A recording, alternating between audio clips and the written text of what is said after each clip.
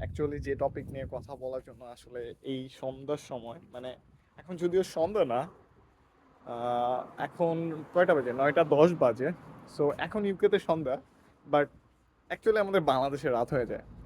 So আমি যে topic নিয়ে কথা বলার জন্য যেটা যার জন্য ক্যামেরা খোলা, সো রিসেন্টলি আমি যখন ইউকে থেকে মানে বাংলাদেশ থেকে ইউকেতে আসি, সো আমার দেখা দু একজনের সাথে এমন হয় যে কিছু ইন্ডিয়ান, পাকিস্তানি, আমি সব রেস্টুরেন্টের কথা বলছি না, যারা এজ এ ইউকে ইউকে আসবেন বা বেসিক্যালি ইউরোপিয়ান কান্ট্রির খবর আমি জানি না, বাট ইউকের খবর আমি বলতেছি।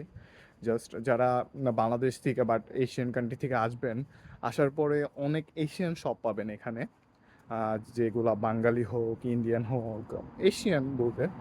সো তারা অনেকে বলবে কি যে তোমার ট্রায়াল হবে 6 দিন 7 দিন, আপনাকে ফুল টাইম শিফট দিবে।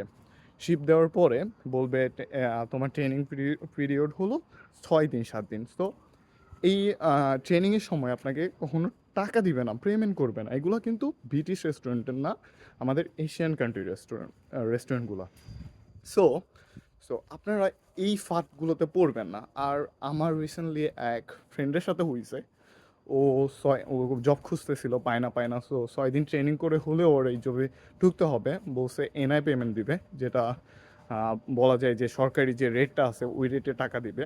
হ্যাঁ, ওকে 6 দিন পরে অফার করতেছে ওকে এনআই পেমেন্ট দিবে, but okay maybe 7 pound 8 pound করে দিবে।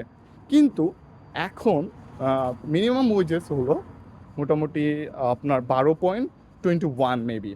সো এরকম রেট থাকা সত্ত্বেও ওরা এনআই পেমেন্ট করবে 8.58 এরকম করবে। অথচ আপনি কাজ করবেন 40 আওয়ার, আপনাকে দেখাবে 10 আওয়ারকে। ওদের কিন্তু সব কিছু ঠিকঠাকই থাকতেছে, বাট আপনাকে পেমেন্ট করতেছে কম, কিন্তু ওরা দেখাচ্ছে 20 আওয়ার, আপনি কাজ করতেছেন 40 আওয়ার।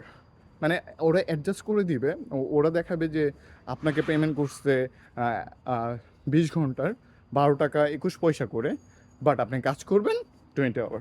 সো এইসব যারা বলে যে তোমার ট্রেনিং 6 দিন, 6 দিনের পরে তোমাকে ইনশিওর করা হবে যে জব হবে কি হবে না, এগুলোর ফাঁদে পা পড়বে না। কারণ এখানকার প্রত্যেকটা আওয়ার, প্রত্যেকটা মিনিটের ভ্যালু আছে। সো এই রেস্টুরেন্টগুলো থেকে একটু ইগনোর করবেন।